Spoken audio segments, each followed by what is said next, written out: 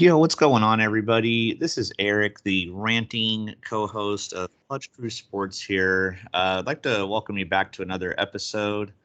I've got Zach with me tonight. We were discussing throughout the weekend what we were going to talk about, and there were different possible ideas. But then the Carolina Panthers dropped a gift in our lap of letting Matt Rhule go.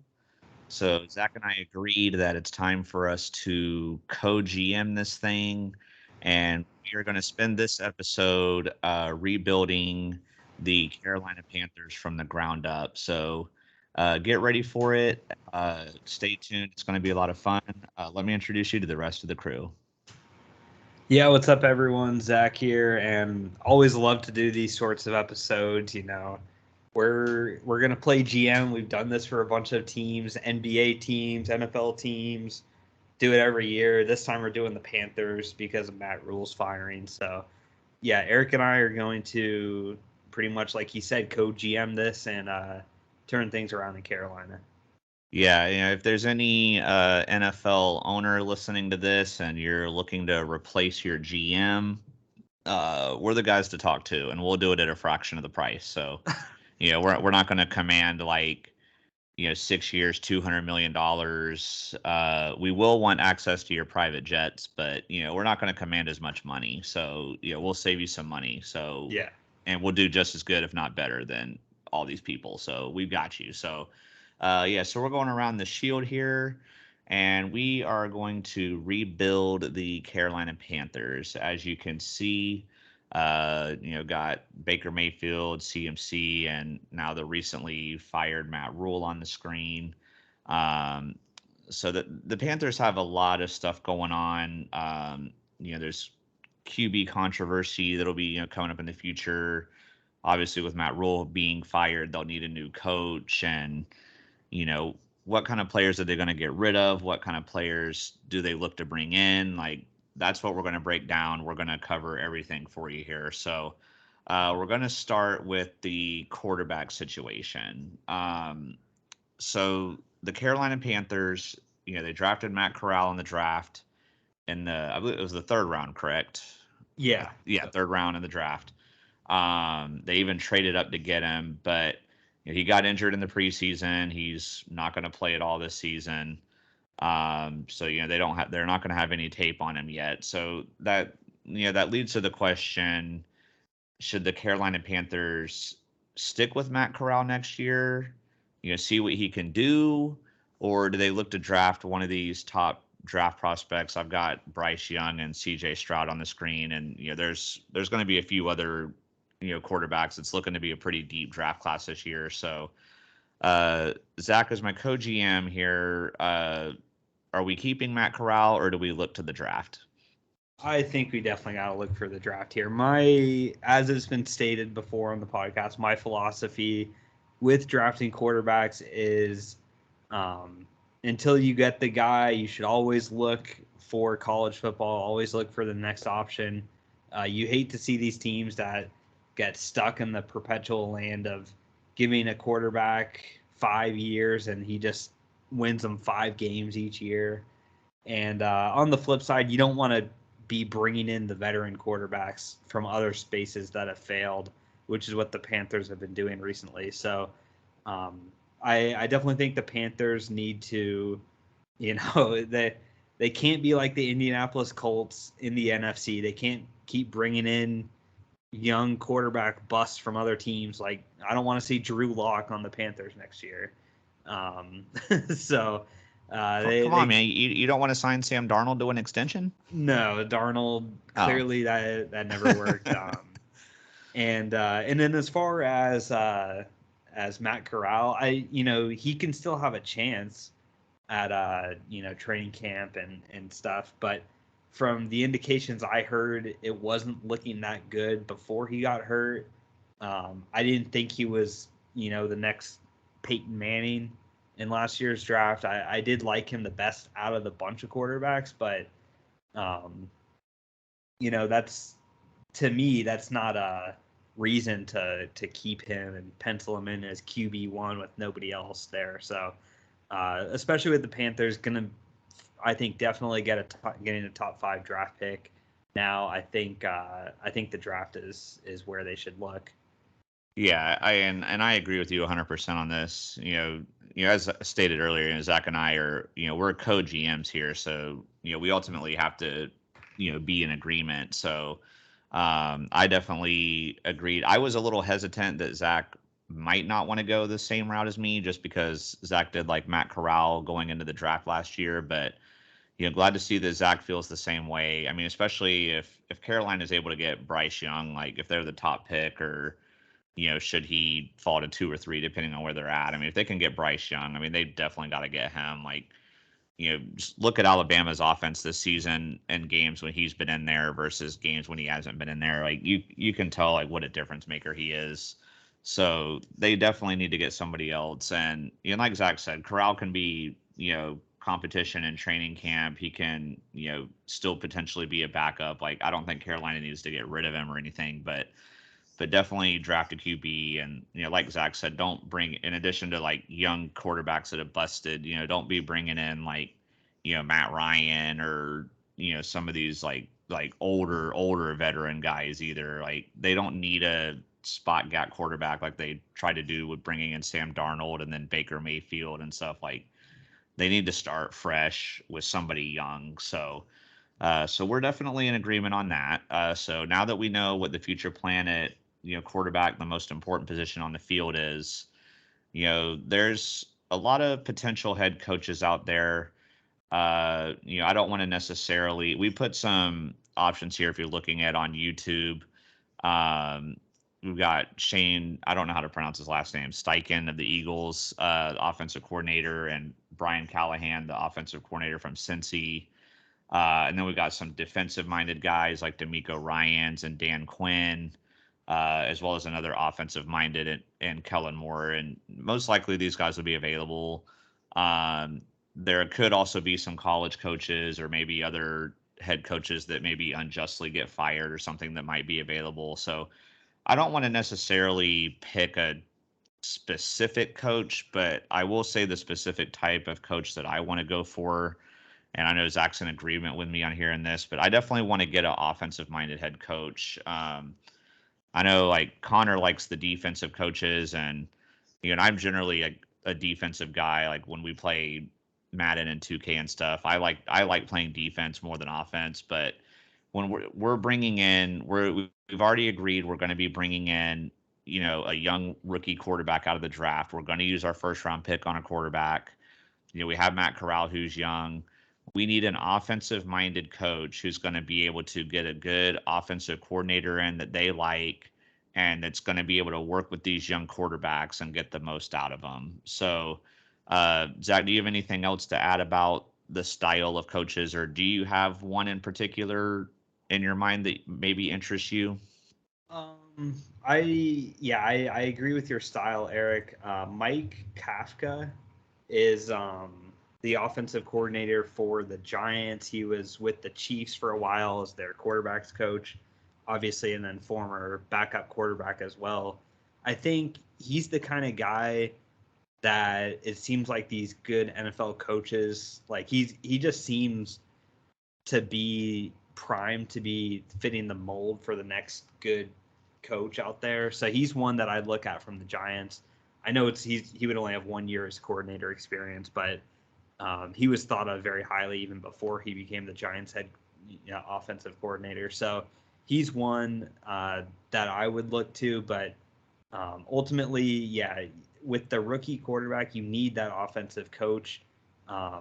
If the team already has, obviously like defensive-minded coaches, that's no problem if they draft a quarterback. But when you're bringing in a rookie and you're also going to be a rookie head coach on the team with 2 new people there, I think you got to have, both on the offensive side. I'll just add in before we transition to the next part of this rebuild. Would you consider Sean Payton? I think the Saints would want more draft pick compensation from the Panthers being division rivals, but I know he's going to be also a hot name as well.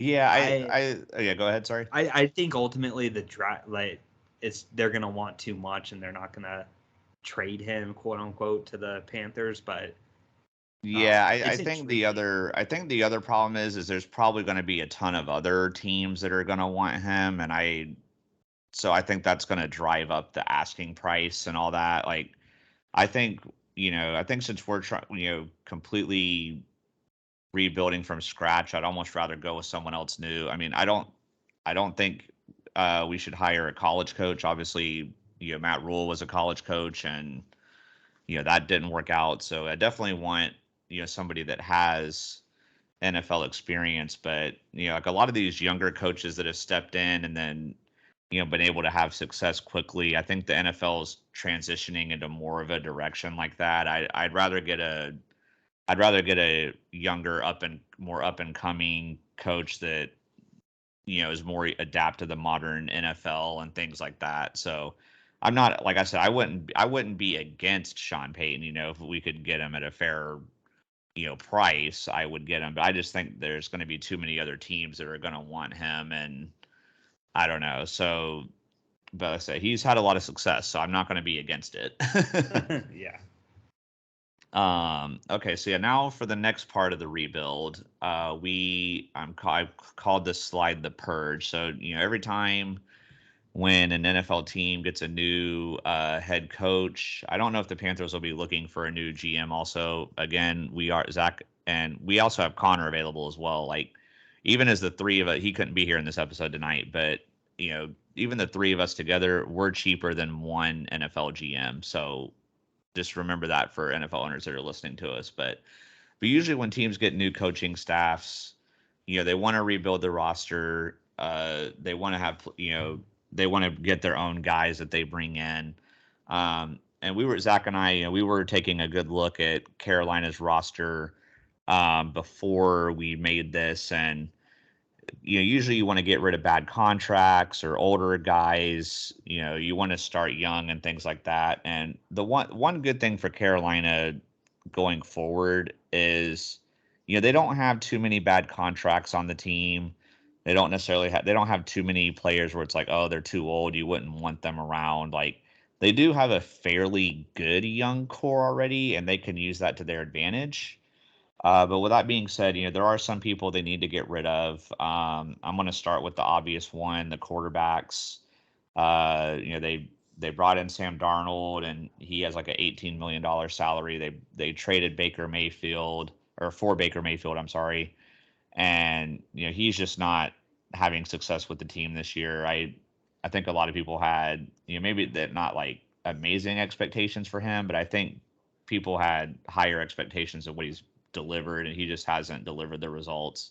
Both of these guys' contracts are up at the end of the season, so they don't have to worry about cutting them or having dead money or anything. They can let them walk. As we talked about earlier, we're bringing in a first round quarterback, and we have Matt Corral anyway, so these guys will be gone. That's the first part of the purge. We're completely restarting at quarterback. Now, next, Zach, we have got a name that might be surprising to some people that we would be on the trade block or potentially wanting to let go, but we have CMC here. Why is he on the trade block, and why is he likely to be purged? Yeah, definitely contract wise, he's one of the higher contracts on the team, and I'm not going to say that's without merit. He's been one of their best players over the past few seasons, but at the same time, he plays at the running back position, and I know he does more than just your average running back would do, but he is 27, I believe, will be 28 next year. So that's bordering on ancient for running backs to be that old and still be productive. He's not like his former self was. Clearly, those injuries have taken a toll on him. I think it's best for us to just get some value. And it's not going to look pretty, by the way. I think the Panthers will trade CMC to somebody, but you're going to look at it and be like, really? They only got a third round pick for CMC, but like, it's just kind of how things are. It's guys like that, they're just not worth a lot of money. He was the Panthers' offensive identity, but even now, he's just not as involved in the passing game, in my opinion, as he used to be under Cam Newton. So I think it's time to move on from him, even though he's a fan favorite. Yeah, he's very popular. I know we've got Panthers fans that listen to our show. I don't know if they're going to agree or disagree with this, but when you're the GM, you have to make hard decisions sometimes, and this is a decision that would not be very popular, but I think people would eventually realize in the long run that it will be a benefit to the team. Obviously, the Panthers already don't have a third round pick and a sixth round pick next year, and when you're trying to rebuild, you need draft picks. So you already need to acquire as much draft capital as you can when you're trying to do a rebuild. And just typically when you're rebuilding, you're not starting off with older veteran guys. You want a lot of rookies. You do want some veterans, but you want them to be cheaper veterans, kind of like Zach and I are Jags fans, like how we brought in Marvin Jones for reasonable for a couple of years on a deal last year. Like you want people like that, not people that you've got to a long-term deal for. Like, I think his salary is like 60 something million, like throughout his whole contract. I mean, it's just not going to work. Finally, we've got Robbie Anderson. He will only have 1 year left on his deal after this season, so it wouldn't be the end of the world to keep him. But his contract is fairly high, and kind of like Zach talked about with CMC, he's getting older. He's pushing 30. I think he'll be 30 by the time next season starts. For a young rebuilding team, this isn't who you necessarily need on your team, and I don't think Robbie Anderson's going to want to be in Carolina anyway. Usually when you're getting a little older, getting towards the end of your career, you want to be on a contending team. You want to be a team that has a chance to make a run at the Super Bowl. So I think this is beneficial on both sides. Maybe we can get a couple late round picks for him. He can go to a team that can contend for a Super Bowl. It's a win-win for both sides. So, any other thoughts on the purge, Zach? Anybody else you might want to let go, or any other thoughts on Robbie Anderson, or any other thoughts, on this topic before we move on? Yeah, I don't think Robbie Anderson's a bad receiver. His problem's been quarterbacks. He hasn't had good quarterbacks that can get him the ball downfield. That's true. I agree with that. So, like I said, I think he can thrive with a star quarterback, but that's the problem is we don't have a star quarterback yet. And even if we do draft a rookie quarterback, that's, I wouldn't say Robbie Anderson's the best type of receiver for a young quarterback. He's more of a deep home run threat guy. And so that's for a Mahomes or a Josh Allen, that sort of offense. For a rookie, we need to settle in, get, possession receiver, catches, get a tight end, somebody like that, Guys that are good at like running drag routes or, quick slants, stuff like that. Yeah, Robbie Anderson's a home run hitter. So, yeah, I like your comparison to Mahomes or Josh Allen, like those guys that can really sling the ball. Like, so Buffalo and Kansas City, if you're listening, we will take trade offers for Robbie Anderson. You just let us know. So, all right. So now that we've talked about getting rid of some potential players, we had various reasons: bad contracts, age, or just guys that are not good. Now we're going to move on. If my computer will let me. There we go. So now we got to look for potential replacements. And, like we said earlier, we're going to use our first round draft pick on a quarterback. We know that it's too hard to speculate, with the later round draft picks, like what specific positions we are going to go after. It's too impossible at this stage to know who might be available or whatever. But, there are some potential free agents who might be available. And obviously any of these guys, in the offseason could re-sign, with their current team or, get franchise tagged or, something like that. But we're speculating here. We are the co-GMs. We want to look to the future. So we've got some positions of need here. I'm going to start with the tight ends here. I somehow found a picture of Dalton Schultz and Mike Gesicki right next to each other on Google. That was a lucky find, but I've got them side by side here. Um, Tight end is definitely one of the biggest needs on this Carolina Panthers roster. There is, you know, nobody that exudes any confidence on that roster. And like Zach talked about, when we get a young quarterback, we want to having a safety blanket type of player for a young quarterback is essential. And I think Dalton Schultz and Mike Gesicki, either one of them, I think would be a good option. I don't think they would cost too much money. They both have plenty of experience in the league. I think either one of these guys would be a great fit for our team. And Zach was the one that suggested these guys, so I know Zach's in agreement with Yeah, me on this. they Good. That was good digging by Zach to to find go ahead and start scouting who's available. And what were you going to say, Zach?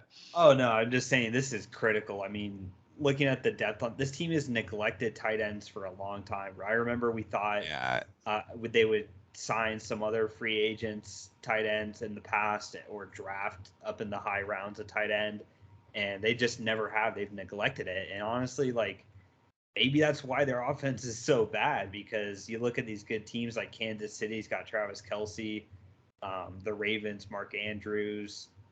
George Kittle, when he's healthy, is really good for the 49ers, et cetera, Darren Waller. So, it's no coincidence that these really good offenses and really good teams have good tight ends.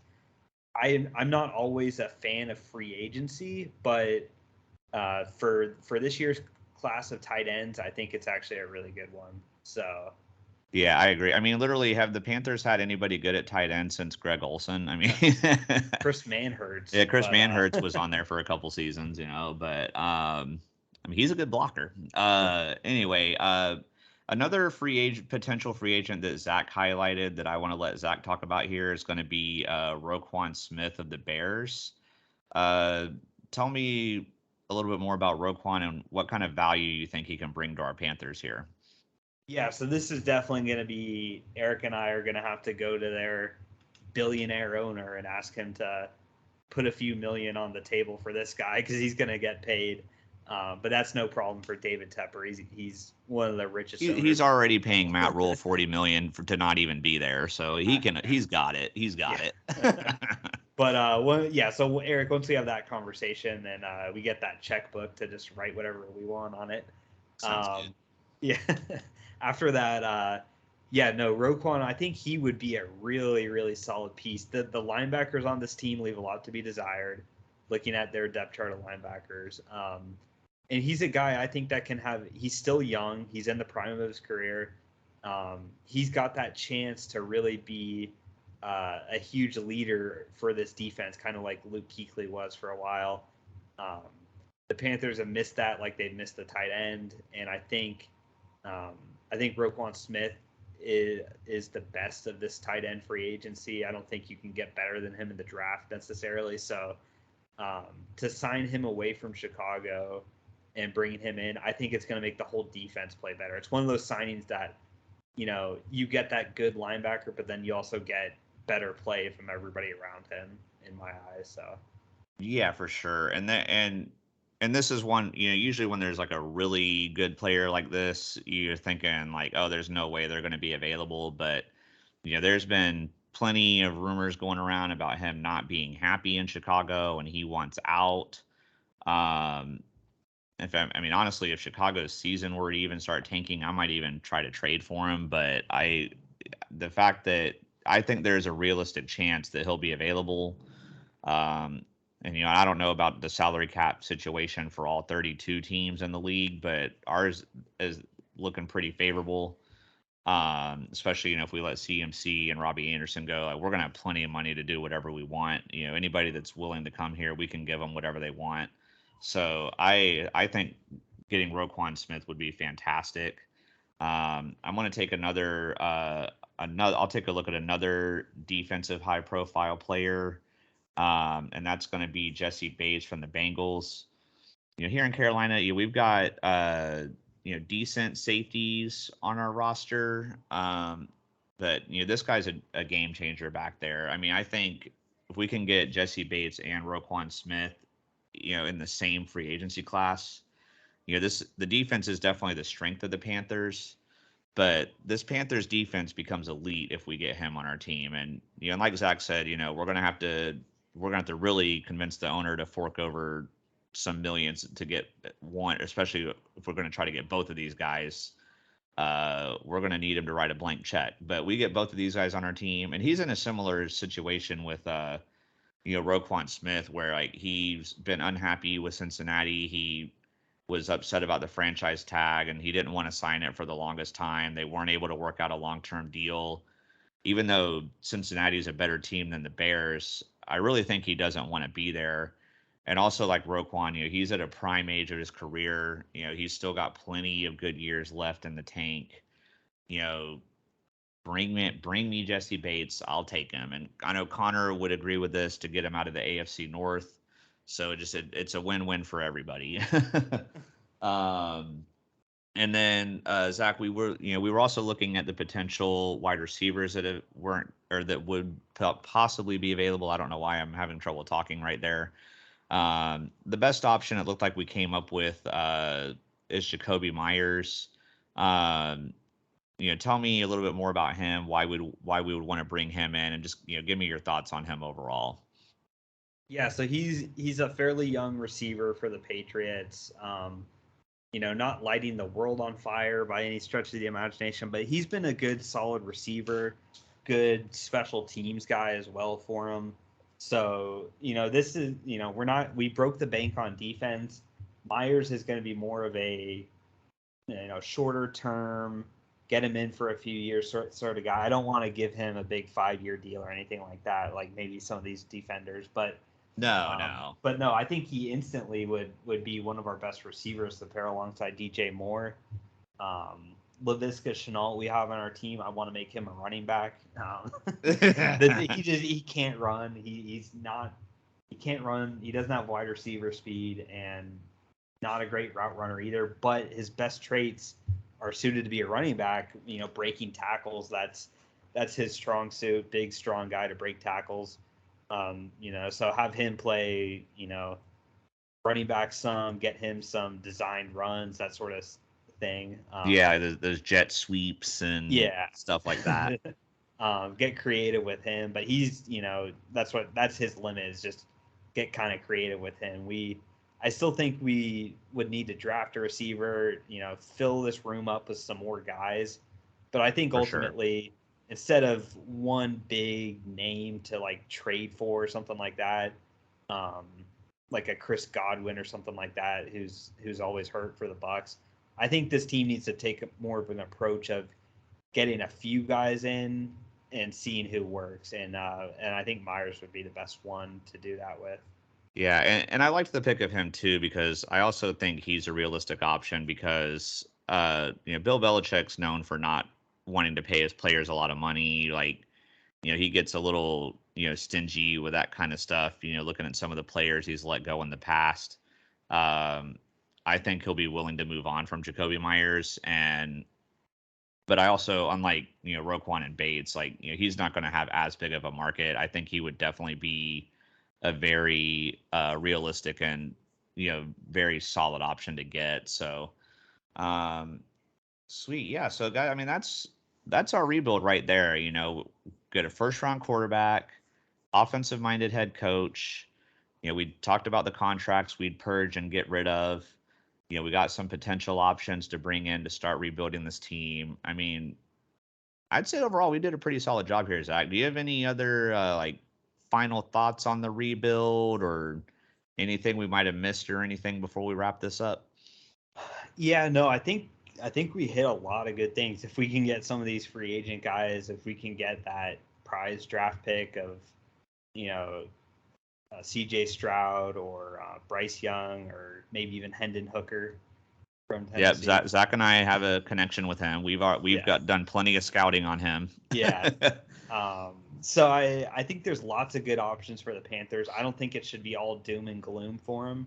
I think they've got a good team. I think this division could be theirs for the taking in a few years as well. So, this is going to be a rough season, for no doubt about it, for the Panthers. I know they had one of the longest losing streaks for a while until they won against the Saints the other week. But this is a team that needs to tank, and Yeah, trust us, Panthers fans.